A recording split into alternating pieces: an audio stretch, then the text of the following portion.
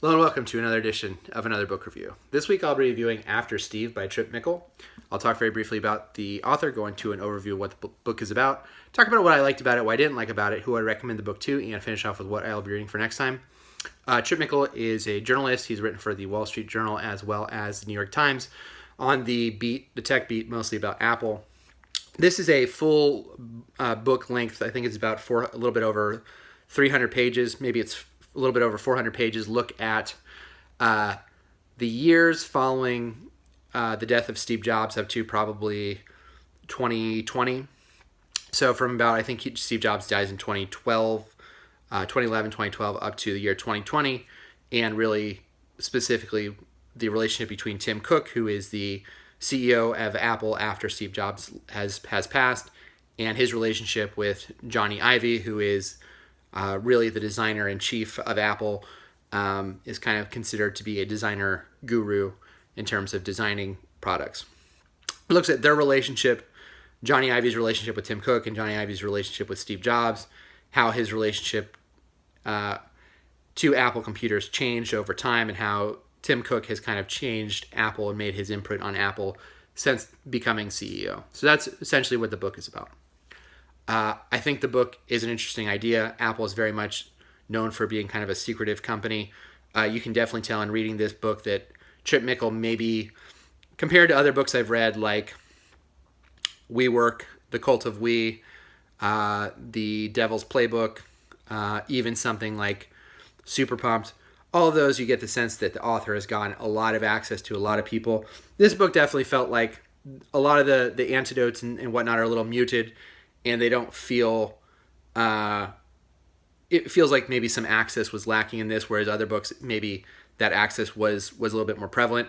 But even the fact that he got as much access as he did, given kind of the secretive nature of a lot of what Apple does, is pretty amazing. So I thought it was a cool idea for a book. I like the sections in the book where he talks about Apple has a project and some level of development about driving cars. Either they're going to be self-driving cars or they're going to be electric vehicles to compete with Tesla. And kind of he goes into what's called Project Titan, which is that whole thing. The parts of the book where Tim Cook deals with both the Prime Minister of China and him dealing with former President Trump and kind of threading the needle between those two things when Trump was threatening to put on all these tariffs on Apple. And then finally the part where Tim Cook goes to Washington to basically make his case against giving information to the FBI that would have allowed them to hack the phone of someone who was a shooter. He and his wife, I think this was in Oregon, shot and killed 14 people. The FBI came to Tim Cook and said, we'd like to get on his phone. Tim Cook said, no, we're not going to do that. And there was a back and forth, and Tim Cook was brought to Congress, and he kind of gave all of these speeches to the congressional hearings. And I think Tripp Mickle summarizes all that stuff really well. So those, I think, are all the good things. Those points specifically, if you wanted to know about the general culture of Apple, I think it does a good job of that. If you want to know about it specifically post-Steve Jobs and how it's different than pre-Steve Jobs, I think it does a really good job of that. Understanding how Steve Jobs operated, if that's something you weren't aware of before, it gives you that. So just to kind of get a sense of the before and after Steve Jobs, I think this does a really good book of giving you that those changes.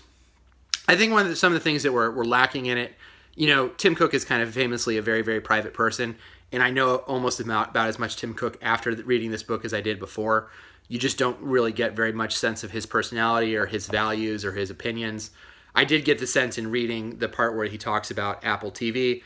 You do get the sense that Apple TV Plus's sensibilities are really Tim Cook's sensibilities.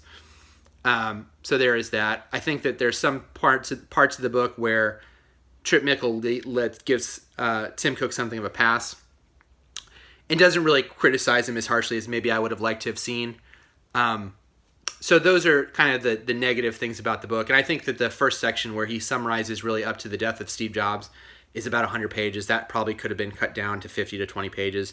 I felt that section kind of went on and on and on about the background of Johnny Ive. And Johnny Ive, even though we have a lot of his background, I don't know really his personal relationships, I didn't really get the sense of who he was as a person, other than he is very, very obsessed with quality and very, very obsessed with very minute details.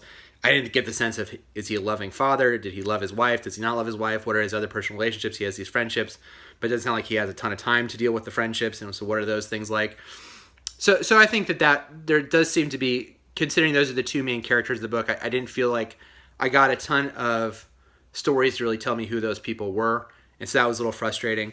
To me, the best part of the book, and we do learn that Johnny Ive, before 2020, leaves Apple after being kind of through this transition with Tim Cook. Really, the major project that he works on after Steve Jobs, the major project that is completed after Steve Jobs' passing is the Apple Watch, and that has something of a mixed bag. And the book kind of goes to the whole kind of premise of the book is Apple Computers has changed. Before, under Steve Jobs, they were innovators. They would do things even though they were difficult. Steve Jobs would whip everybody into shape because he was a visionary, and he would say, these are the things that we're doing. And in that wake and in that passion, you get things like the iMac, the iPod, the iPhone, and the iPad. How many of those projects are revolutionary? I mean, people could maybe argue, but at least some of those projects are considered revolutionary. Post Steve Jobs, you have things like Project Titan, like I mentioned. You have things like Apple TV Plus. You have things like the iTunes Music Store, I think is what it's called, which is where Tim Cook went out and bought Beats, which was a streaming service. And so very much an imitator model and very much trying to squeeze the IP that is the iPhone for every drop of revenue it can get instead of trying to push forward and create revolutionary products. And that's kind of the last 100 pages of this book, which I think are kind of the best 100 pages, is where he kind of lays out and says, Tim Cook will probably be able to continue to make money off the iPhone because to quote Oprah, in a billion pockets.